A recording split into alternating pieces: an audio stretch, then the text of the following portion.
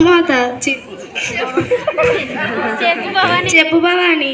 అది నేను విజయవాడ కొండకి వెళ్తున్నాను. బట్టలు సర్దిసావా? సర్దిసాను భవాని, ఇదిగోండి. సరే.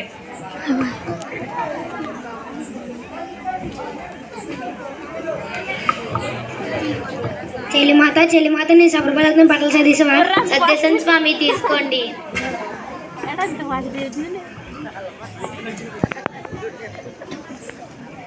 Bye bye.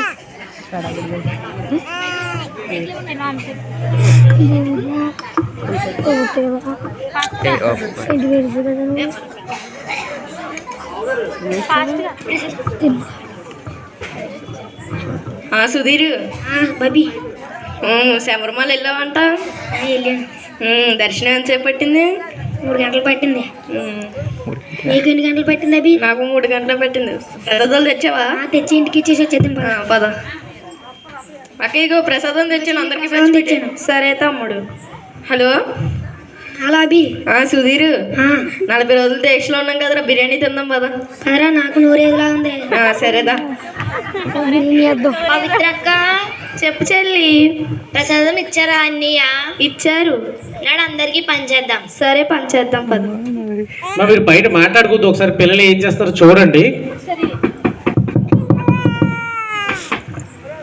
ఏ అమ్మాయిలు వచ్చారు? అక్క, మా అన్నయ్య శబరిమల ప్రసాదం తెచ్చారు అక్క, తీసుకోండి.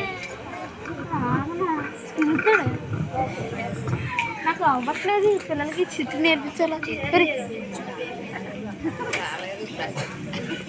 మా తమ్ముడు భవాని మాల వేసారు, ఇంకోండి ప్రసాదం.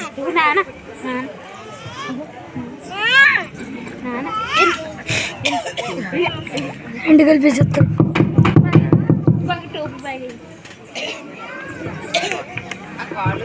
ఎరా చెల్లెలు వచ్చారు, రెండు లోపలికి.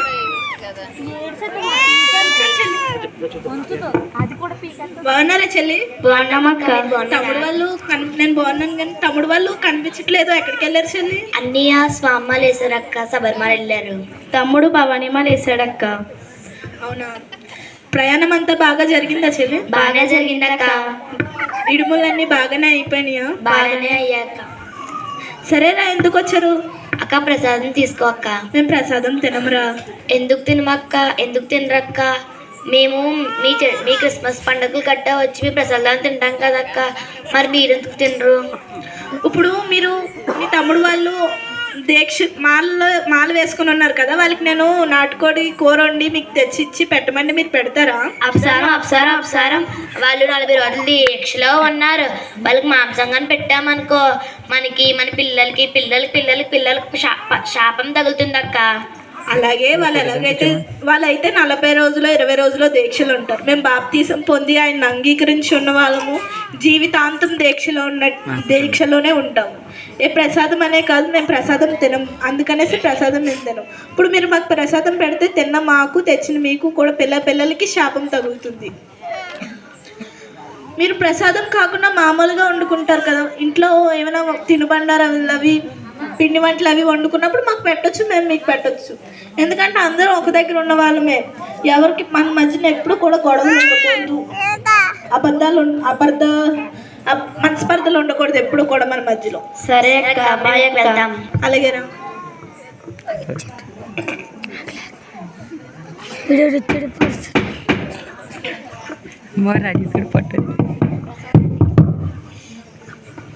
ప్రసాదం తీసుకోండి అక్క.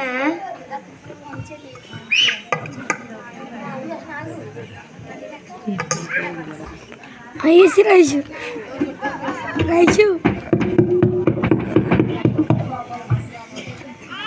సిరి ఉందక్క. చెల్లి,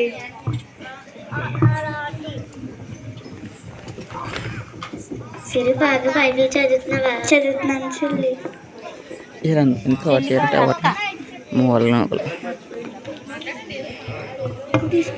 హోంవర్క్ చేస్తావా?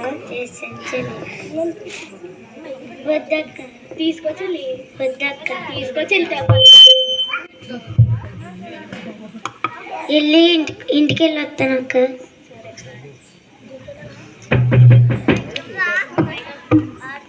ఏంటి చూసినా చేతిలో? సీరియల్ అక్క, ప్రసాదం ఇచ్చింది. ఇందాక నువ్వు చిన్నగొడతాను ప్రసాదం. సరే, అయితే అక్కడ పెట్టు. వెళ్దాం అక్క వాళ్ళ ఇంటికి. పద అక్క వాళ్ళ ఇంటికి వెళ్దాం.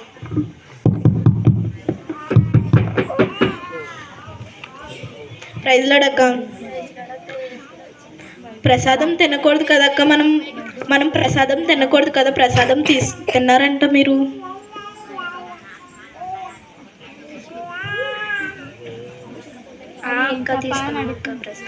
మనము దేవుడిచ్చిన ఆజ్ఞల్లో విగ్రహానికి మొక్కింది ఏది కూడా తినకూడదు అనేసి ఉంది కదక్క. వాళ్ళు ఇచ్చింది మళ్ళీ వద్దంటే ఫీల్ అవుతారు కదక్క.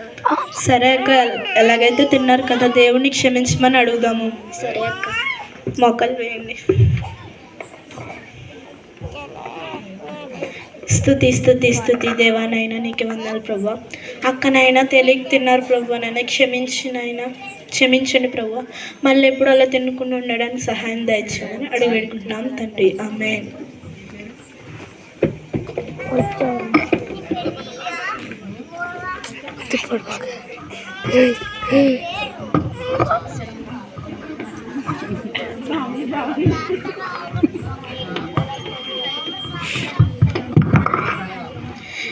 ఇక్కడ ఏ కులం లేదు, ఏ మతం లేదు, ఏ జాతి కూడా లేదు. మనందరం భారతీయులం. మనలో ఏ భేదం ఉండకూడదు. మన అందరం సమానులమే. దేవుని దృష్టిలో ఎవరు అని తేడా లేదు. దేవుని నమ్ముకున్న వాళ్ళు నమ్ముకునేలోను అని ఎవరితో తేడా లేదు. అందరం పాపులే ఆయన దృష్టిలో.